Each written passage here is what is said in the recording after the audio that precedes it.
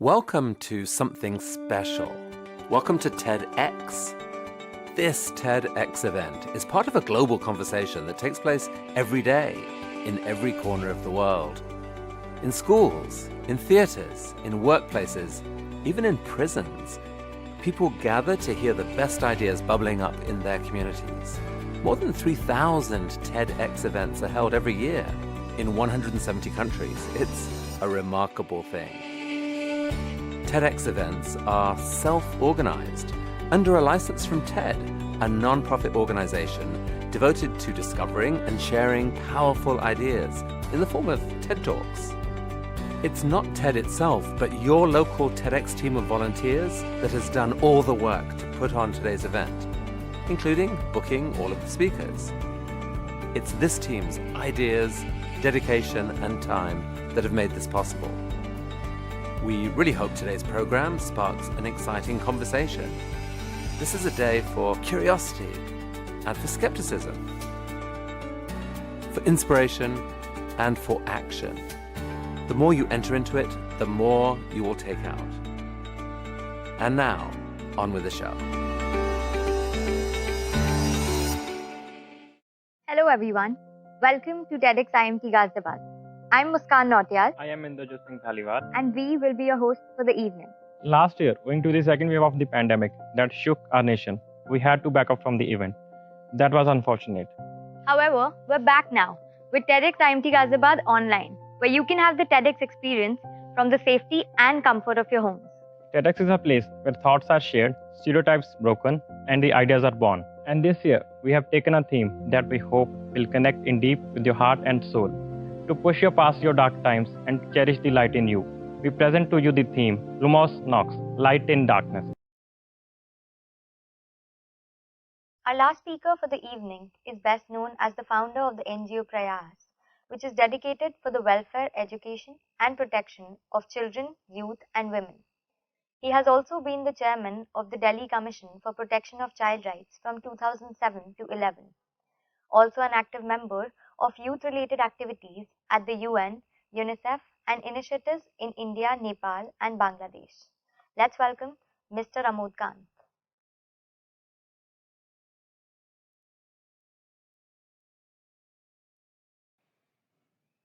Today, while speaking to you, I am sitting at a place which I love most. This is one of the 164 centers of Prayas, a girls' home. My daughters, 50 of them, they live here. And then I work from here also. I have a small office here. So this is the best ambience to talk to you. I wish I was in person with you and talk to you in person. COVID times, I'm sorry, it's not there. Friends, when I arrive to you, when I'm talking to you, well, I come from two very different directions. See, one direction happens to be my police career. I worked as an IPS officer for nearly 34 years, starting from the position of Assistant Superintendent of Police till DGP Police of Goa and Arunachal Pradesh, one part of it. Alongside, I worked in CBI, did some big cases. I'll talk about it later. I had a very, very eventful career. And this career was violent at times. It was very serious many a times, majority of times. So that is one part of me. Well, it culminated on a very different note when after relieving the service, I was the first chairman of Child Rights for Delhi Commission for Child Rights, which gave me an opportunity to look something from a very different angle. Because the police and the child rights, the police and human rights, they don't go in sync. They appear to be in different tunes altogether. But that was there. So my life appears to be, to me as it appears, maybe to you also it appears, to be a combination of two very, very, at times, contradictory profiles.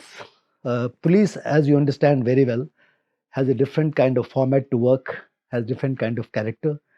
And Prayas, the organization which I happened to start while being a policeman in 1988, went along with the police till date, 34 years now in Prayas also.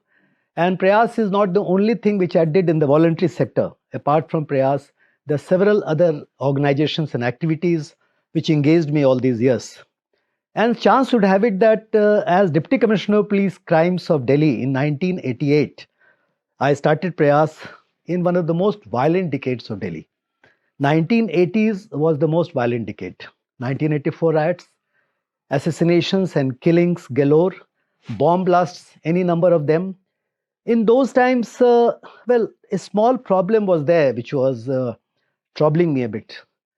A lot of children who were homeless, who had no place to go, children who committed small crimes, maybe, children who were neglected, not being looked after by anybody, they used to fall in the lap of police officers in Delhi.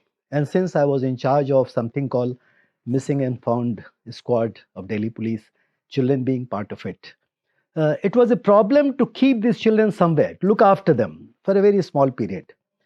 That was one part which was my official duty in Delhi Police. And suddenly something more happened. A very small story about it. Well, it was a morning, a Sunday morning, or perhaps a Saturday morning in 1988. The Lieutenant Governor of Delhi, Air Marshal H.L. Kapoor, he calls me up in the morning and tells me that he wants me to come to a slum area or a settlement colony called Jahangirpuri in North Delhi. I said, sir, what's the matter? Why am I being called to be there? He said that there's a big fire. So I said, sir, you can't take the chief fire officer along. Well, no, you are supposed to come with me and come along with me. So I decided, all right. So both of us, the Lieutenant Governor of Delhi and myself, we went to Jahangirpuri, a huge slum area with nearly 3 lakh population then, maybe now it's about 5 lakhs. And there was a big fire. Nearly 1,000 houses had got gutted. Maybe 1,000 children also came on the road. When I looked at them and I found that they needed some kind of support. I wasn't very clear what kind of support, but they became homeless, they became destitute, they suffered heavily on account of fire. The Air Marshal thought, the Lieutenant Governor, that I'm trying to say something. And suddenly it occurred to me that why not start a small institution, an organization for children. And that is how Prayas was born, out of fire. In fact, friends, majority of voluntary organizations, majority of those organizations who are in the service of humanity, actually they are created out of some situation. The situation could be a disaster, could be a crisis, and here was a fire which started Prayas. That is one part of it. Now, I carried out both the activities together, the job of my police officer's job on the one hand, and the voluntary action through Prayas on the other hand, for nearly 20 years, as I told you. So it was there something, which is going with me till date, that how two very different types of activities can be brought together. I mean, there could be certain kind of seamlessness which doesn't appear to be likely, but to me it appeared to be likely that as a social worker you perhaps do the same thing what you do as a police officer. Although I had a hard-hitting career, a lot of violence, a lot of cases, a lot of crimes, but even then I thought that ultimately you work with the people. You work for the people who happen to be somewhere in crisis. And when you work for society also as a social worker, you are also again working for a crisis, disaster, that kind of situation. So there is no big difference between the two. So in a way, in my entire life and career, these two different types of activities, I had a task to combine them and to make a life a seamless affair. So this is something which is very important. Well, since we are on the subject, let me tell you that while I was talking about 1980s, 84 riots took place. People say who looked after and investigated and inquired into the performance of Delhi police and others in 84 riots, that perhaps I succeeded in saving those who became kind of targets of violence in Delhi, as you know, the Sikhs. And then soon after the riots came another phase when a lot of bomb blasts took place. And I had the opportunity to investigate nearly 100 transistor bomb blast cases that took place in Delhi and 5 states of India. That was my kind of role towards investigating the crimes which came as a reprisal of the 84 riots done by the victims of 84 riots. Then, of course, Lalit Makan, member of parliament, was killed. Arjun Das, who was very close to Gandhi family, a councillor, was killed.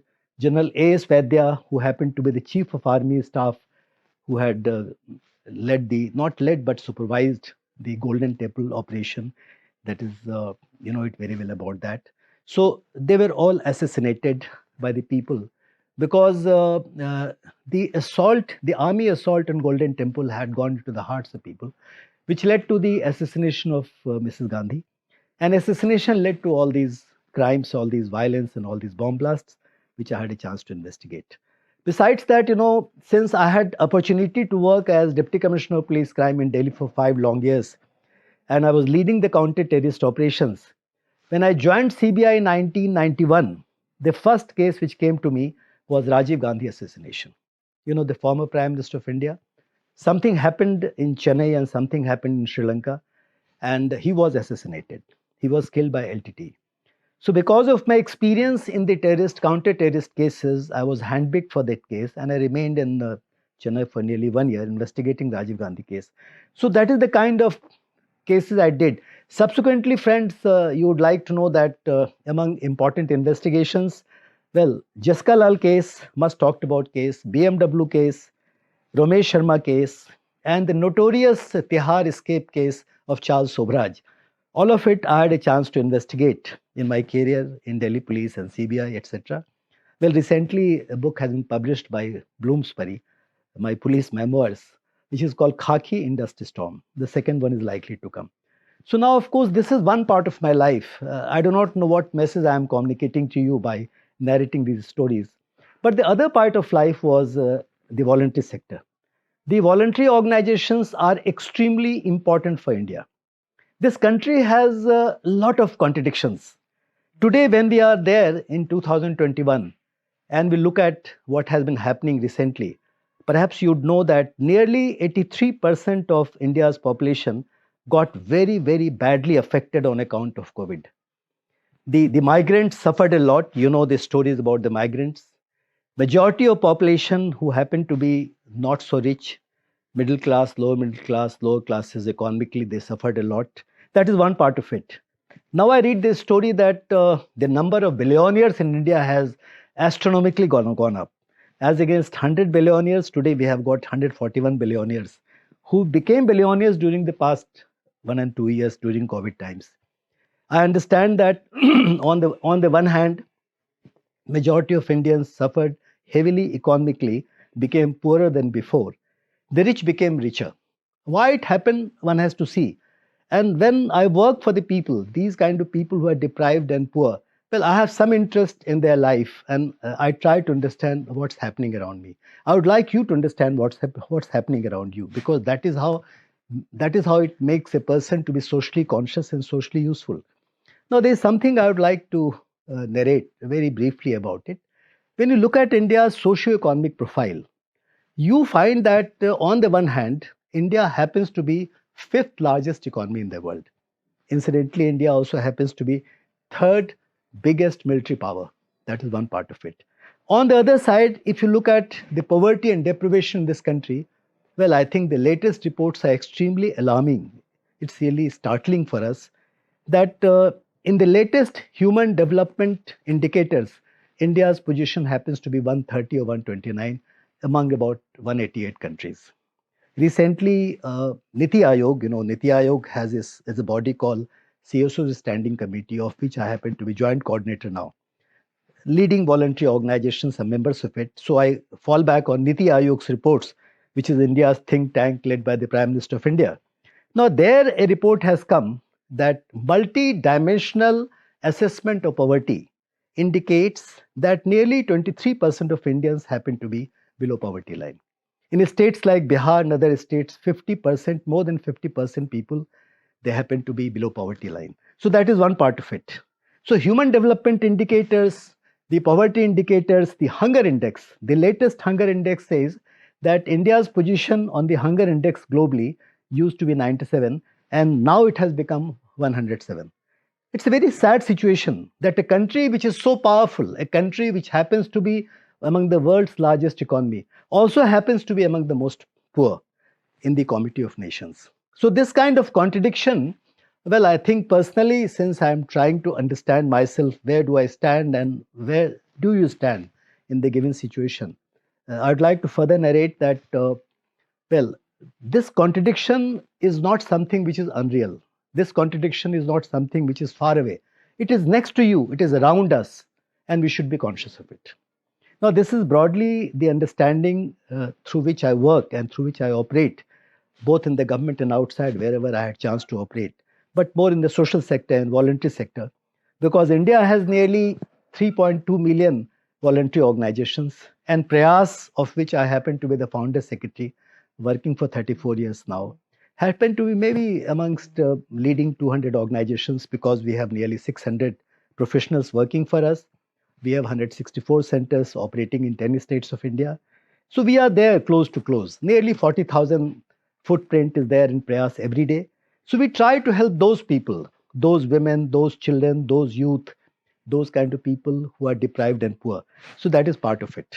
So this is a kind of scenario when I am talking to you friends, and I am trying to make you understand where do we stand and what exactly we are supposed to do.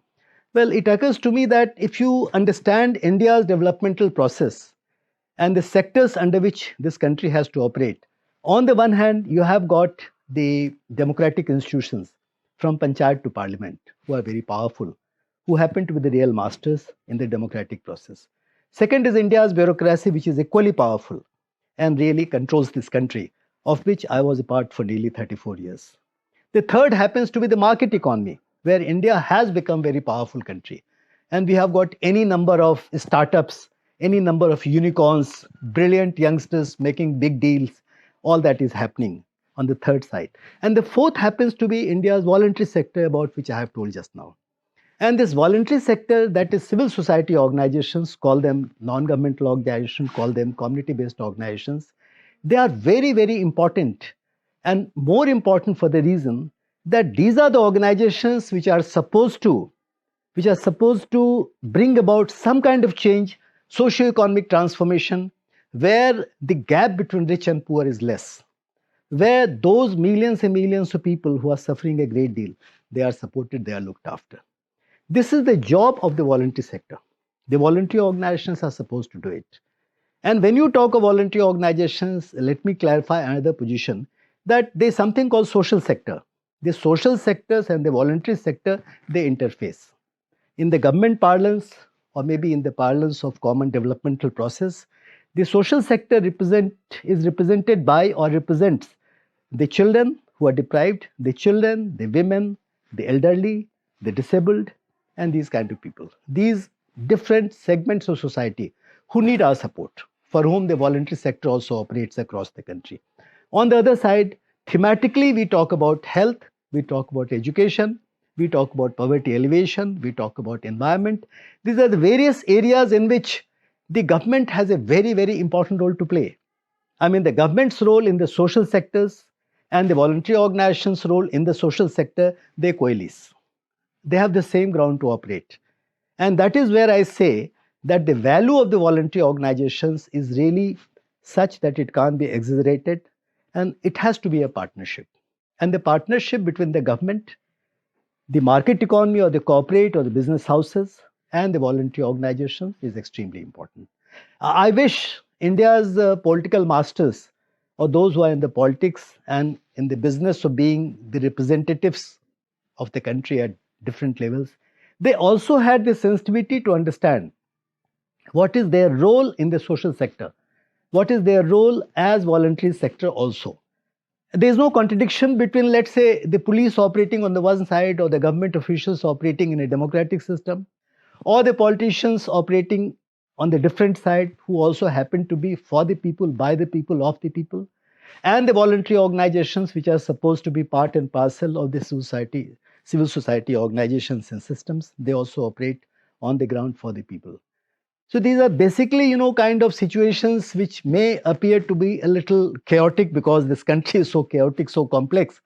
But ultimately, we are talking about this vast country, this powerful country, this country with huge multiplicity, this country with huge pluralism, this country with any number of castes and classes and religions and communities all living together, working together. So broadly speaking, all these situations are extremely important. And I would like to point out further that India's constitution is the real document. In fact, behind me, there is a constitution here. And India's constitution is so important and it's becoming more and more important because it gives in the preamble, it's the sovereign, democratic, secular, socialist society, or maybe the country that we try to create. Each one is loaded expression. And perhaps India's constitution gives us an opportunity to understand the future. It's a dream document and I really admire it. So friends, whether you are in the government or you happen to be in voluntary sector or you happen to be a policeman like me or maybe some official who has to do the law enforcement, which is again meant for the people only ultimately, our task is same. And the task is to make the society better, to make India a better country, a more holistic, a more friendly, a more unified, a more powerful and more successful country. I'm not giving a message to you. I'm only articulating what I think and the life I have led. Thank you.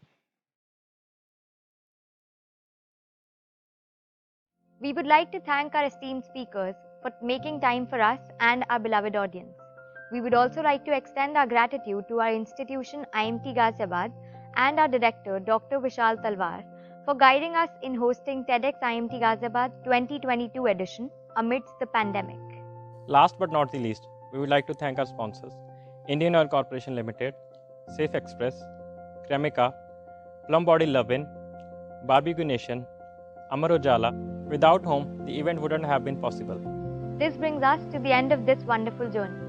We hope that we were able to make this special evening both enlightening and memorable for all of you. Lumos Knox, Light and Darkness. This is Muskan And in the Jyot, signing off until next time. Thank you once again and have a good night.